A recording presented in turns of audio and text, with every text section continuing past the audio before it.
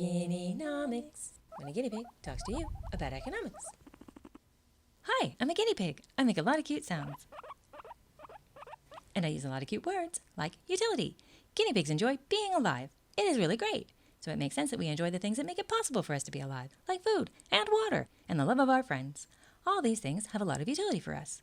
Utility is an economic term that relates to how useful or satisfying something is. When something has utility, it is useful for helping you satisfy your goals. That makes things with utility very enjoyable. We enjoy reaching our goals. You will notice that the word utility is an extra fancy version of the word useful, and that is one way to think about it. The amount of utility something has is a measure of how useful it is in helping you reach your goals. Here is something else to notice about the word utility.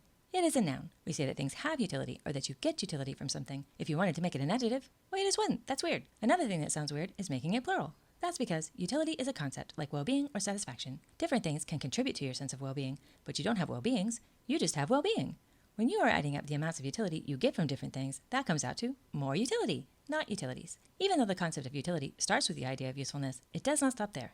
A second way to think about utility is as a level of satisfaction. After all, when something is useful, we find it satisfying, and the more useful it is, the more satisfaction we get from it. But even more than just satisfaction, you could take utility to be a measure of well-being itself, and here's why. Utility is something that moves you towards your goals, and although people have many specific goals in life, they all come down to one basic thing: increasing your own well-being. We talked about that in the self-interest video. And if it is true that all of your goals are self-interested, then reaching any of those goals will increase your well-being. So you could take utility to mean the increase to your well-being that happens when you're able to reach your goals. Not every economist defines utility in exactly the same way, or agrees on its ultimate meaning, but how we approach the concept of utility is an important part of how we understand the market economy, because what the market economy is famous for doing is maximizing utility. So let's think more about what utility is by using a couple of examples. Example 1, hidey places.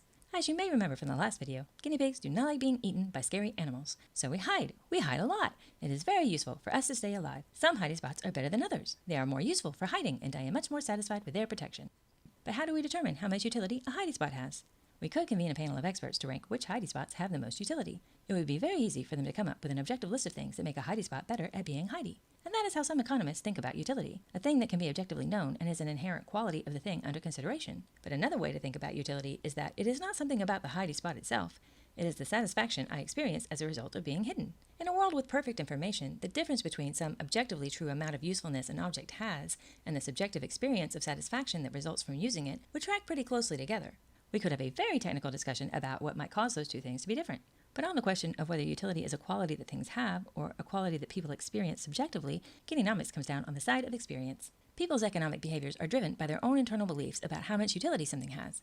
I might listen to the experts about what makes for a good hiding spot, but when it comes down to it, I'm going to decide where to hide based on what I think is a good hiding spot. Could I be wrong? I guess. Maybe. Certainly if I don't have enough information, I could be mistaken about how well I will be hidden. But if I have perfect information, then no, I can't be wrong. I could just value different aspects of safety differently than the experts do. And when it comes down to it, well, it's my safety we're talking about. It seems like it should be my values that govern how important it is to me. Guinea-nomics takes the perspective that each economic actor decides for themselves how much utility something has. And although it is possible for them to be mistaken if they are using bad information, they can't be wrong in the sense that there is no objective way to tell someone their preferences or value system is wrong. That seems very unscientific. That is not the conclusion all economists will come to, but that is the Guinea-nomic way to think about utility. If you'd like a deeper dive on why, let me know in the comments and I'll make a whole video or video series on the true nature of utility. But for now, let's just consider how you would go about measuring utility if it is a subjective experience that nobody has access to except for the person experiencing it. Example 2, strawberries. Even though nobody has figured out a way to take a direct measurement of another person's internal experiences, there are ways to infer them. An indirect measure of utility is how much you are willing to trade for something. I don't get any utility from beef jerky, so I'm not willing to give up a single thing to get it. I do get utility from strawberries, so I'm willing to give up my nap time to eat them. But when it comes to parsley, it is hard to imagine something I would not give up to get parsley. So you can infer that the utility I get from parsley is way super high, and the utility I get from strawberries is kind of maybe high, and the utility I get from beef jerky is 0. When I choose one thing over another, I am showing the world that I find it more useful or satisfying than the thing I passed over. It has more utility for me. So we can measure how much utility a person gets from something by the cost they are willing to pay for it. Those costs could include their time, their effort, money, missed opportunities, or a combination of all of those things. If we accept that people always act in their own self-interest, then they will never willingly give up more than they expect to get in return. If you are still watching, it means that you expected to get more enjoyment out of watching a guinea pig talk about economics than any of the other videos you could have watched instead. And I appreciate that. There's so much more I could say about utility, but after a while, people start to tune out. And that's understandable because of a thing called diminishing marginal utility, which is the subject of the next video, and a surprisingly important part of how the market functions. Our goal at Guineanomics is to keep our videos short enough to be entertaining, but meaty enough to be worth your time. If your goal is to learn more, please click on the next video or subscribe and watch later. Whatever your decision, I hope it maximizes your utility and brings you closer to your goals. Bye!